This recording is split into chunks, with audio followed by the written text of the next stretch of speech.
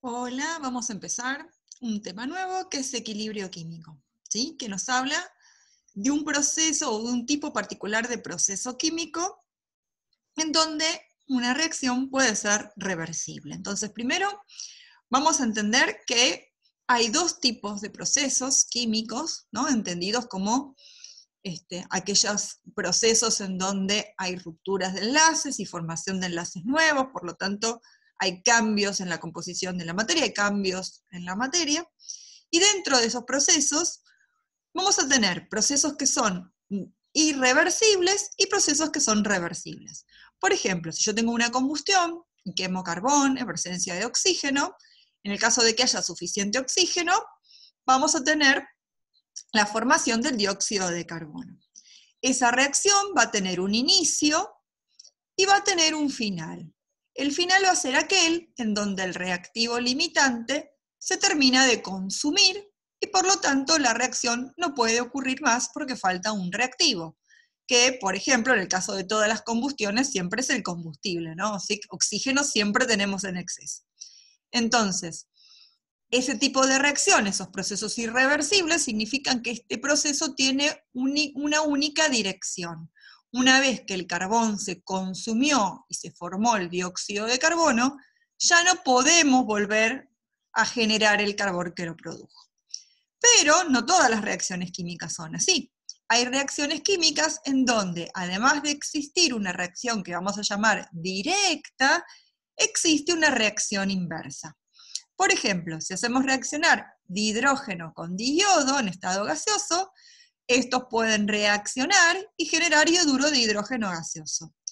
¿Qué ocurre? El ioduro de hidrógeno gaseoso puede descomponerse y volver a generar dihidrógeno y diyodo. Es decir, existe la reacción directa y existe la reacción inversa. A este tipo de procesos los llamamos procesos reversibles y para diferenciarlos les vamos a poner una doble flecha de reacción.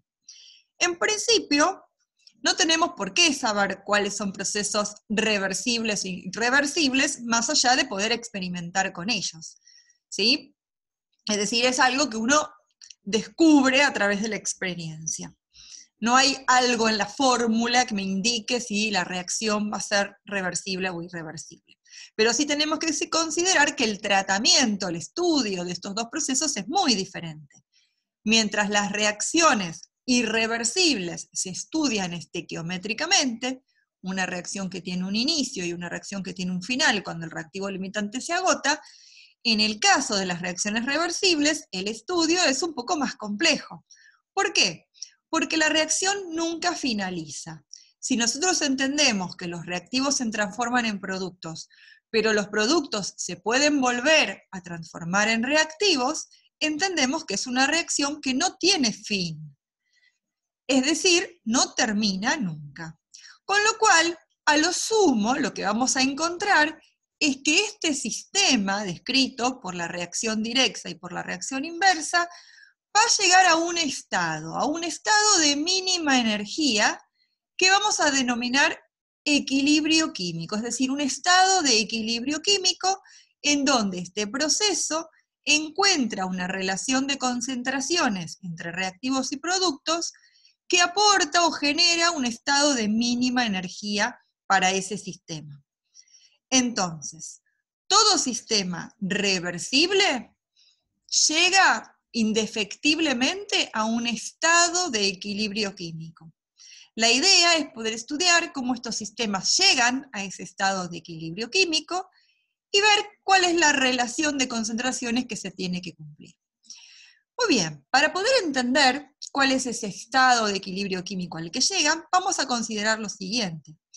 El estado de equilibrio químico se va a llegar cuando las velocidades de la reacción directa y las velocidades de la reacción inversa se igualen.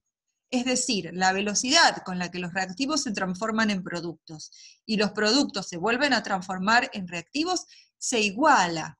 Con lo cual, ¿qué es lo que observaríamos? Observaríamos que el número de partículas por unidad de concentración, por unidad de volumen, es decir, las concentraciones de reactivos y productos permanecen constantes en el tiempo.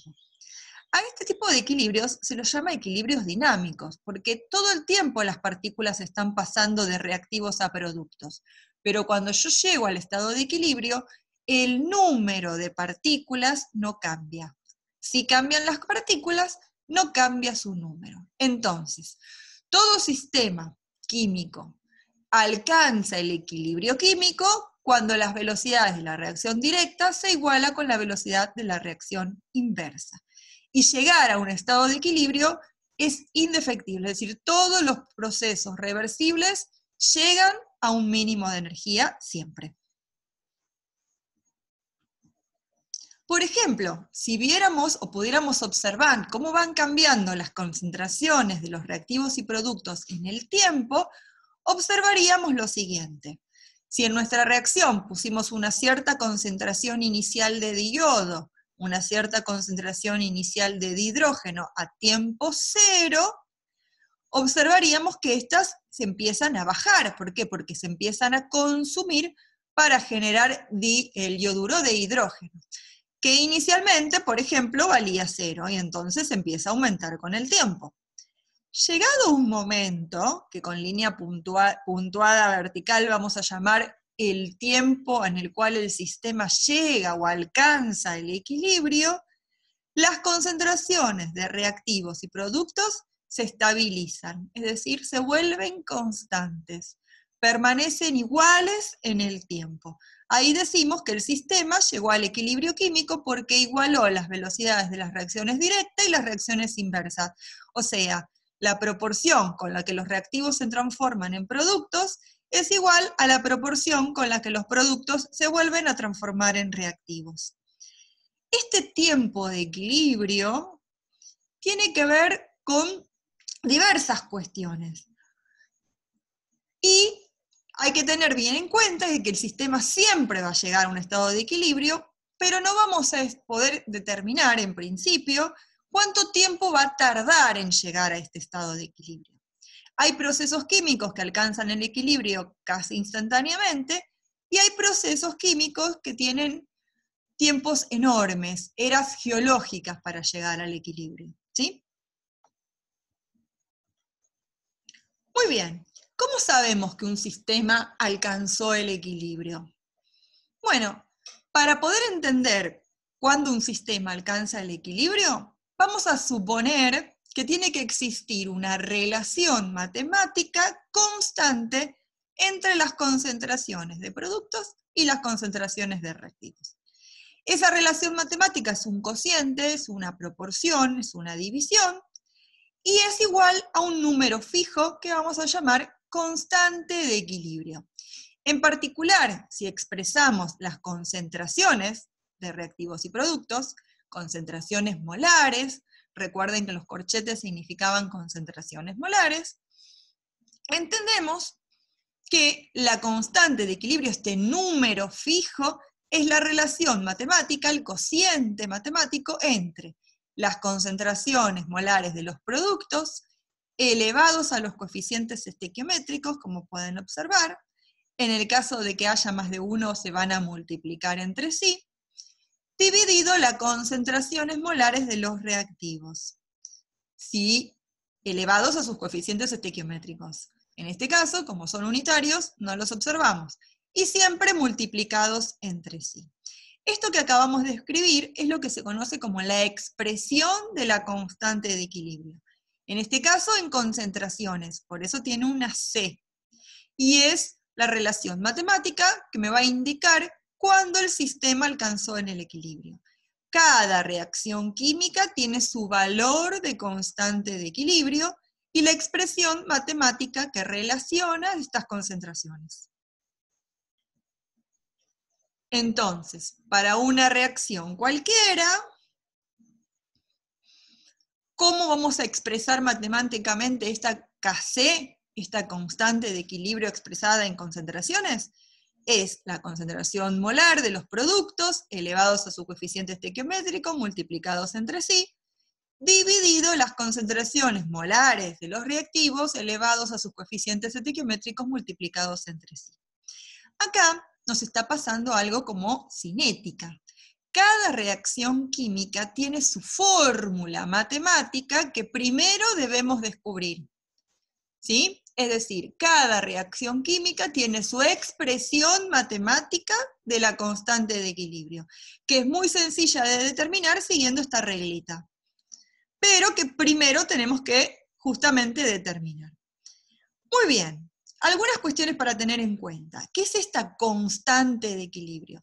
Esta constante de equilibrio es un número, es decir, hay tablas en donde para cada reacción química diferente tenemos un valor de constante diferente.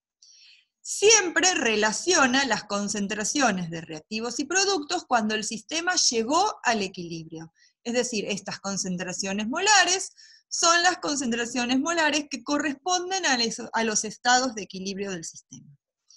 Este valor de K es un número fijo y único para cada reacción, pero que depende de la temperatura a la cual se está llevando a cabo esa reacción. Por lo tanto, cuando ustedes vayan a buscar a la tabla periódica, a la tabla el valor de K, van a encontrar que nos indica a qué temperatura corresponde. Por lo general están tabuladas a 25 grados Celsius, o sea, a 298 Kelvin. Pero si yo modificara la temperatura, el valor de K variaría. Es lo único que lo hace variar, ¿sí? Si no, es un valor fijo para cada reacción. Lo único que tenemos que recordar es que solo cambia cuando cambia la temperatura, y que si el experimento o la reacción se lleva a cabo a otra temperatura, el valor de K cambiará. Si mantenemos la temperatura constante, el valor de K es fijo. Muy bien.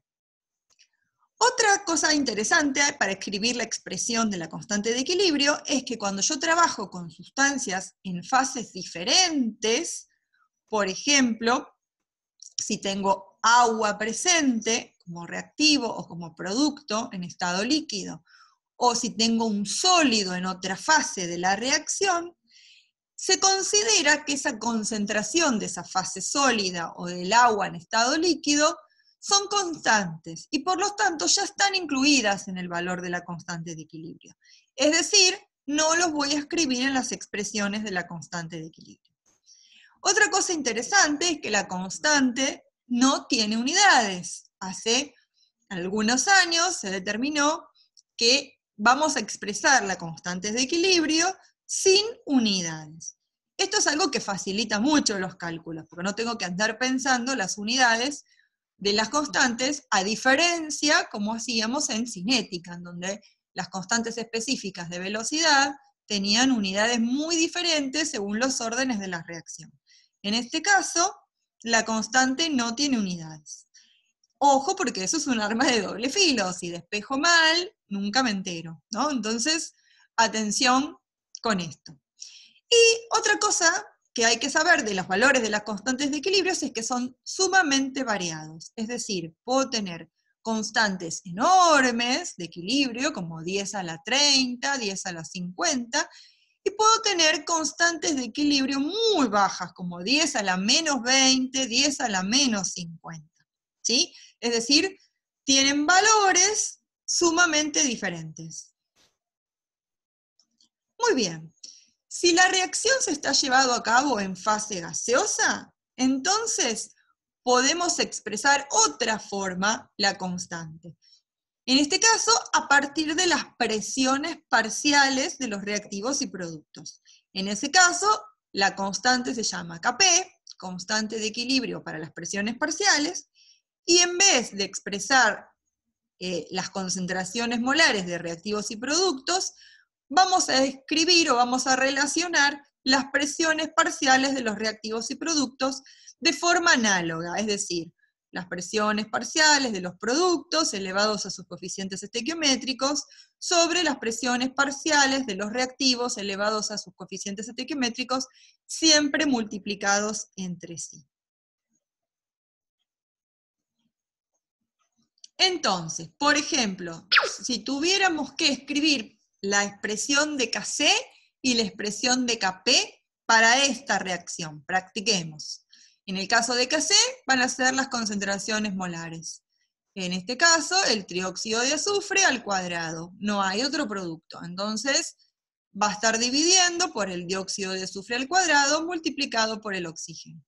Todas concentraciones molares si es Kc.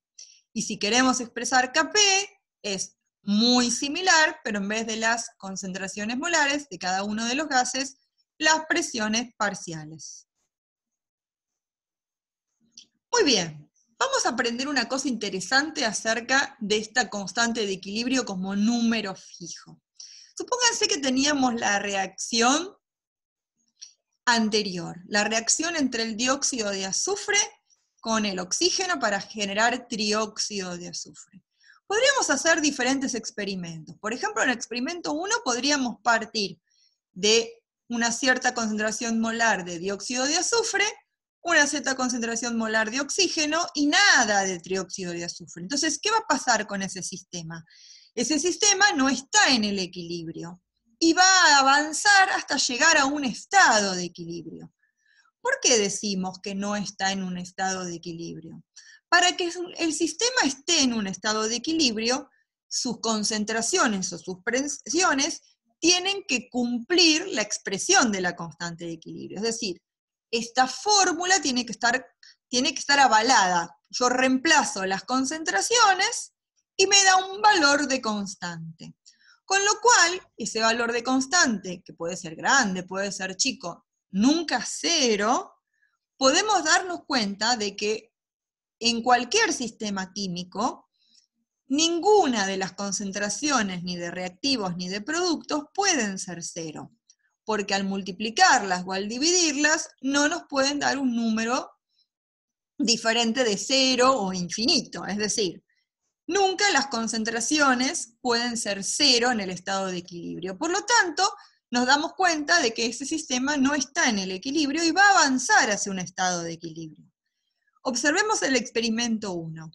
Tanto el dióxido de azufre como el oxígeno se consumen, baja su concentración, al comparar con las del estado de equilibrio, y algo de trióxido de azufre se forma.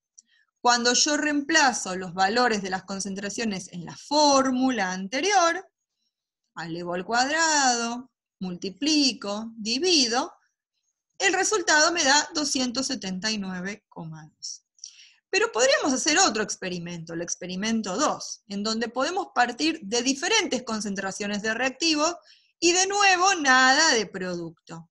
Con lo cual, de nuevo va a pasar que no puede no haber producto en el estado de equilibrio, por lo tanto, los reactivos se empiezan a consumir, el producto se empieza a formar, hasta que las concentraciones cumplen la expresión de la constante de equilibrio. Es decir, el dióxido de azufre, el oxígeno se consumieron, bajaron su concentración, y algo se generó de trióxido de azufre.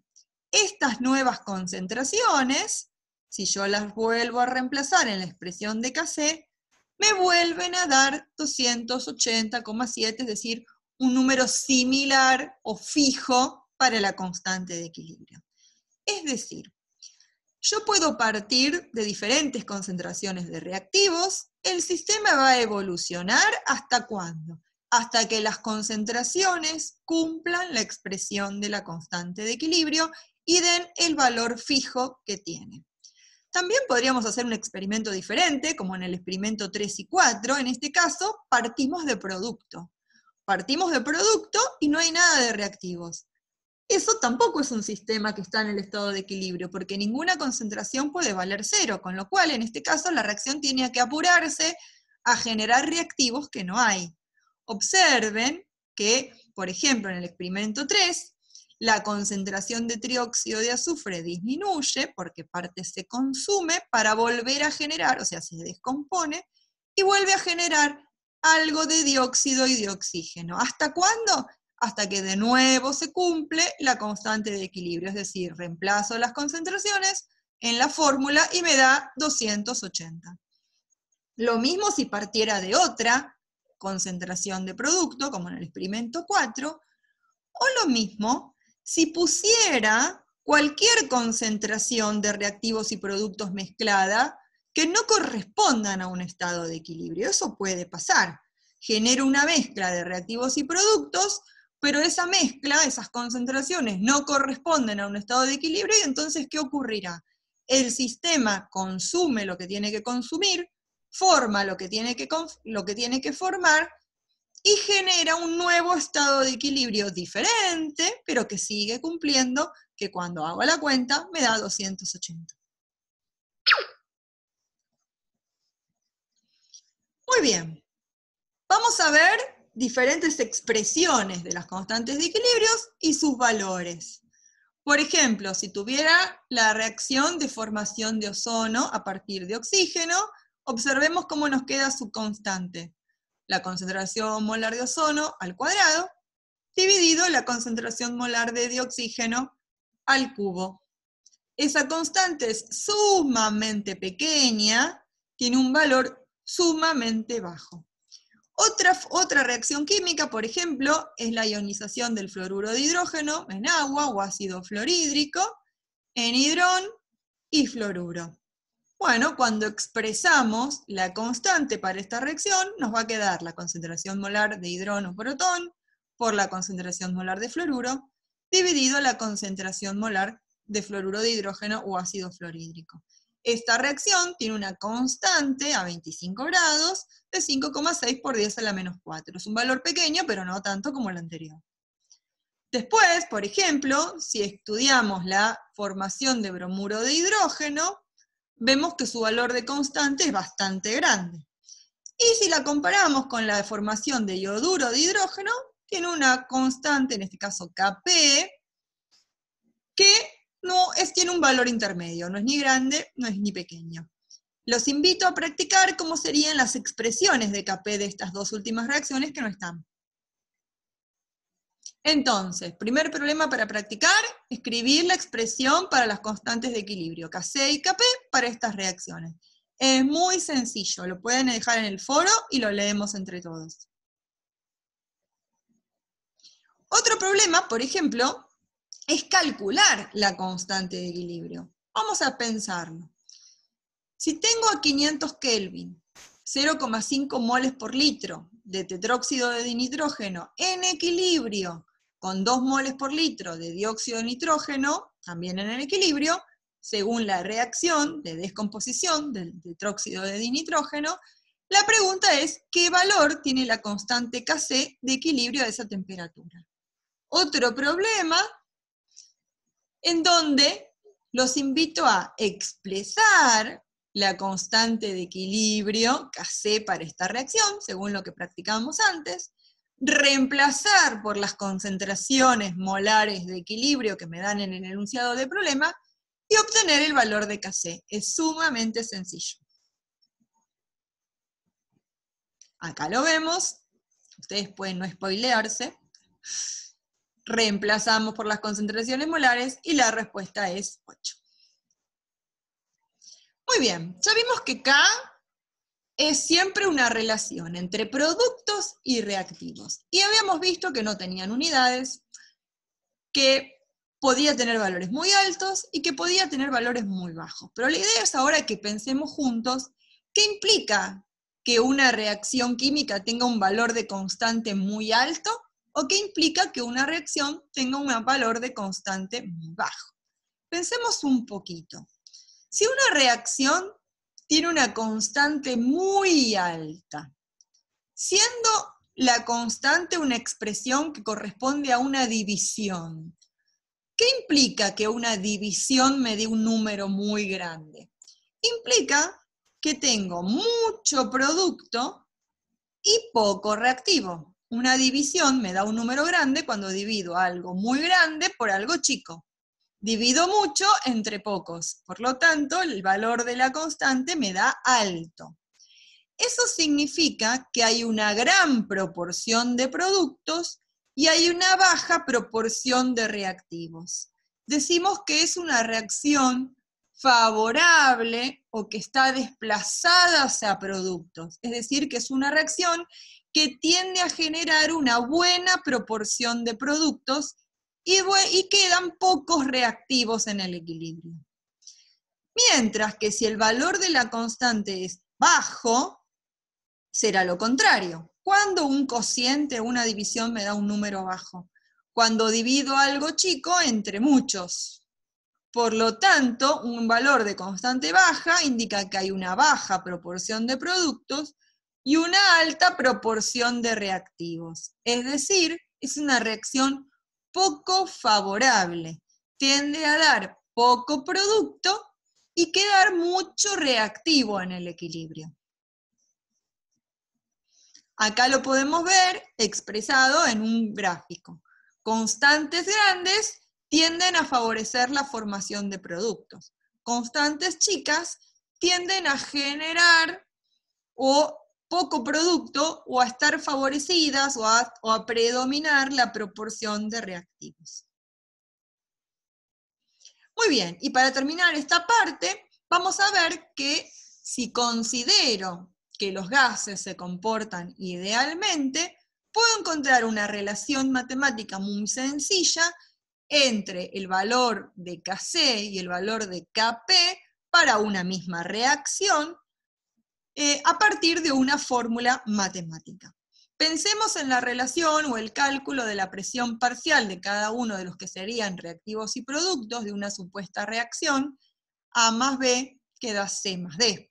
Entonces, podemos plantear que la presión parcial de A se puede calcular como los moles de A dividido el volumen, ¿sí? A partir de la ecuación general de estado de gases ideales, P por B igual a nRT, ¿sí? Despejo, paso dividiendo el volumen, me queda la presión parcial y me queda el término moles de A, moles del reactivo, dividido el volumen del recipiente. Y eso no es ni más ni menos que la concentración molar de A.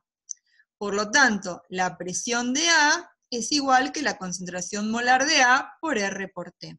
Lo mismo podemos plantear para los otros reactivos y para los productos también. Con lo cual, si yo planteo Kp, que es la presión parcial elevada a los coeficientes de los productos, dividido las presiones parciales de los reactivos elevados a sus coeficientes, y reemplazo cada presión por su equivalente, obtengo términos en donde tengo RT repetido y puedo, acomodando matemáticamente, obtener un término donde se encuentran las concentraciones molares y un término de RT. RT elevado a la suma de los coeficientes de los productos menos la suma de los coeficientes estequiométricos de los reactivos. Es decir, que Kp la podemos calcular como Kc por RT a la delta N. Este delta N no es ni más ni menos que sumar muy simplemente los coeficientes de los productos, coeficientes estequiométricos, y restarle los coeficientes estequiométricos sumados de los reactivos. Con lo cual, si conozco Kp, puedo calcular Kc, o si conozco Kc, puedo calcular Kp. Muy bien, los invito a avanzar en la guía de ejercicios, a preguntarme en el foro, y dentro de un tiempo les voy a subir la segunda parte de equilibrio químico.